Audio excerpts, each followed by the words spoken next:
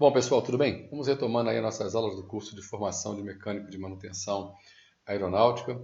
Vamos iniciar hoje um novo assunto, uma nova disciplina. Vamos começar a falar de instrumentos de navegação e o assunto específico dentro de instrumentos de navegação para hoje é bússola magnética.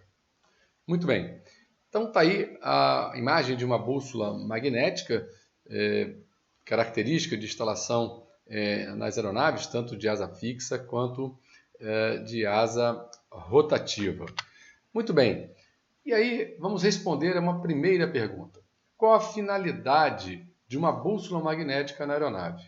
Pessoal, é uma orientação, né? Dando ao piloto a indicação do valor angular, que é a direção do eixo longitudinal da aeronave, que a gente chama de proa, forma com o norte magnético. Ok? Bom, e uma outra questão.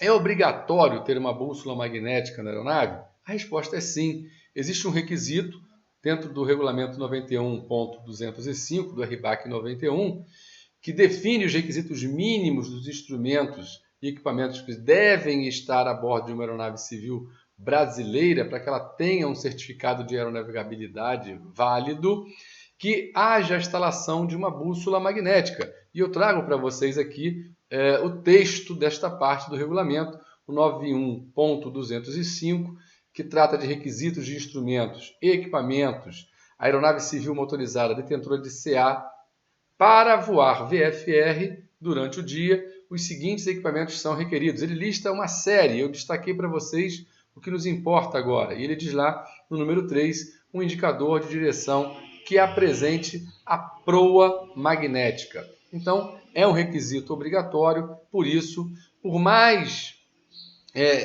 tecnologia que a gente possa ter atualmente, em que eu possa ter uma indicação de proa magnética com maior precisão, eu não posso deixar de ter a bordo da aeronave, por requisito de certificação, uma bússola magnética. Muito bem. E aí, o que é essa bússola magnética? Simplesmente uma agulha de aço magnética suspensa de modo a poder girar livremente dentro de um plano horizontal. A agulha da bússola vai colocar sempre na mesma direção que as linhas de forças magnéticas da Terra, a menos que ela seja influenciada por um magnetismo local, né, e até mesmo dentro da própria aeronave, dentro do próprio cockpit, uma ferramenta. Então isso vai ter que ter cuidado, mais à frente a gente vai falar no finalzinho da aula do processo de compensação, né, e eu não posso tentar compensar a bússola magnética usando uma chave de fenda comum, porque ela vai influenciar no magnetismo da agulha dessa bússola, ok? Então, vamos lá. Bom, pessoal, todos sabemos a Terra funciona como sendo um grande ímã e tem um polo magnético norte e um polo magnético sul, né? Nós temos nesse desenho a demonstração desses polos, então nós vemos ali o polo norte geográfico e onde nós teremos também o polo sul magnético e o polo sul geográfico, onde teremos próximo o polo norte magnético, né? E sobre o globo, o desenho do que seria a agulha dessa bússola magnética. Bom, pelo princípio do magnetismo, né, as forças opostas, né, elas se atraem e as forças de mesmo nome, as cargas opostas se atraem e as cargas de mesmo nome, elas se repelem. Então, portanto, nós temos aí nessa indicação a ponta sul, né, do que seria sul da nossa agulha da bússola, está apontando para o polo sul magnético e a ponta norte da nossa bússola está apontando para o polo sul magnético. Mas perceba que existe uma diferença em relação ao polo norte geográfico e o polo sul geográfico.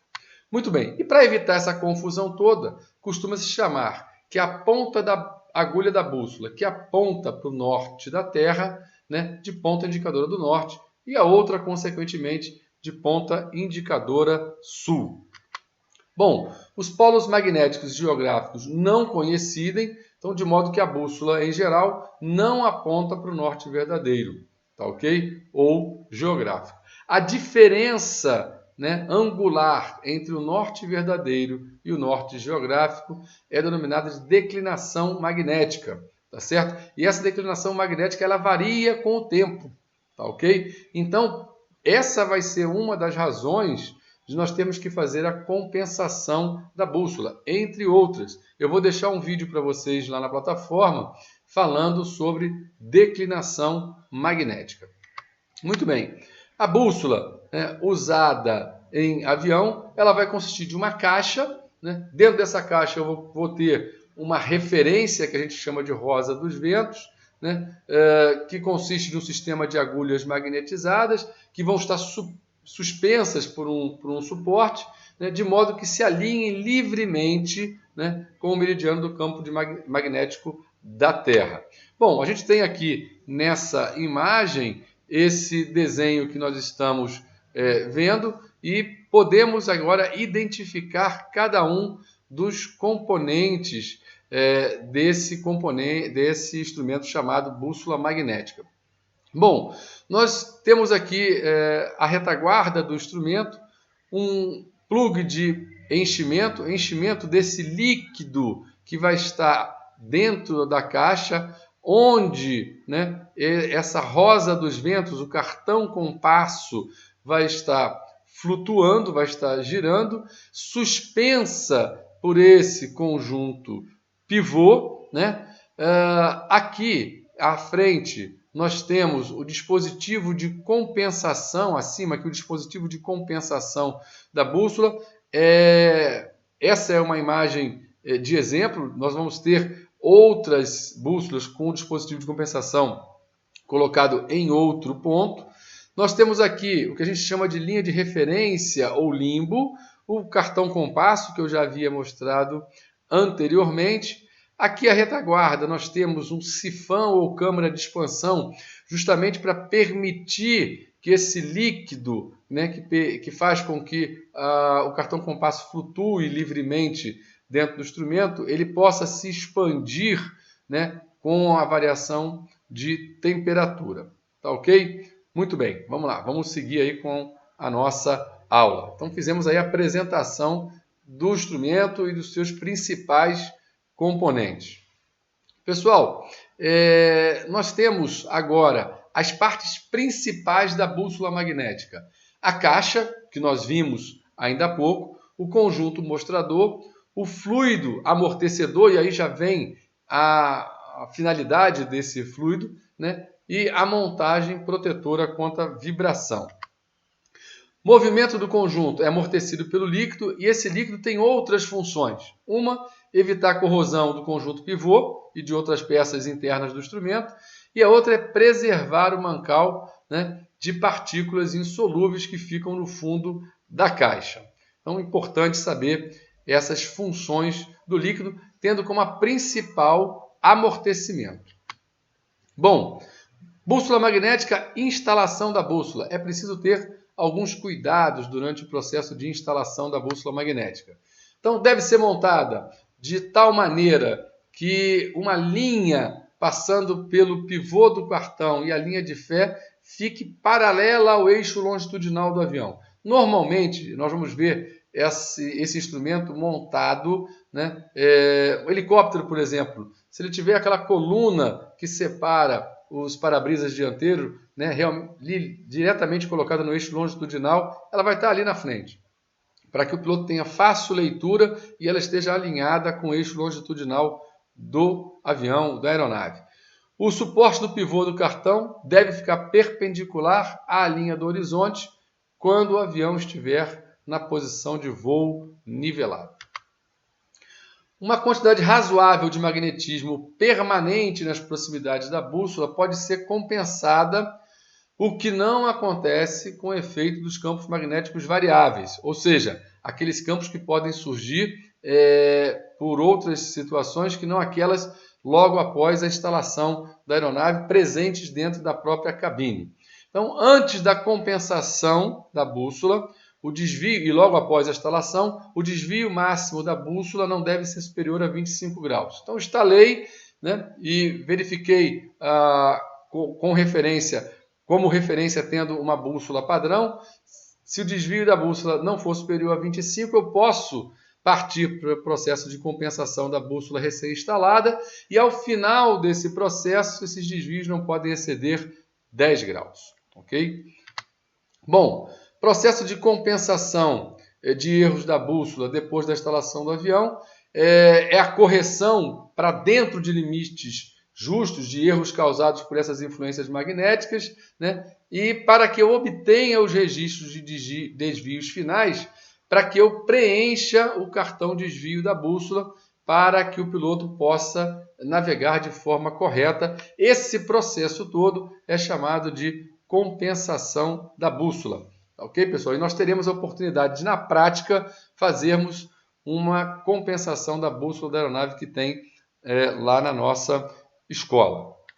Bom, causas principais que vão influenciar as bússolas do avião, né? Instalação incorreta, excesso de vibração, magnetismo, para além do magnetismo residual que está dentro da cabine e que nós vamos ajustar a bússola para esse magnetismo.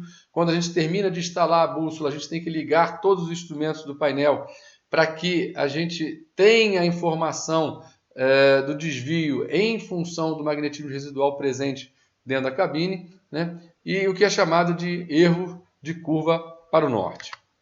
Bom, processo de compensação da bússola, pessoal. Nós vamos fazer esse processo na prática, lá na escola, né? Mas tem alguns cuidados que nós temos que ter para executar esse procedimento de manutenção.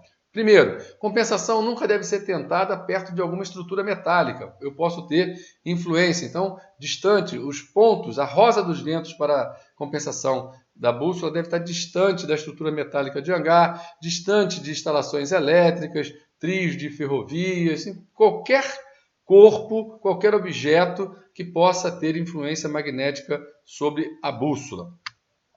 Na medida do possível, todos os objetos fixos ou móveis que contêm material ferromagnético devem ser colocados em uma posição que não vá causar nenhuma interferência.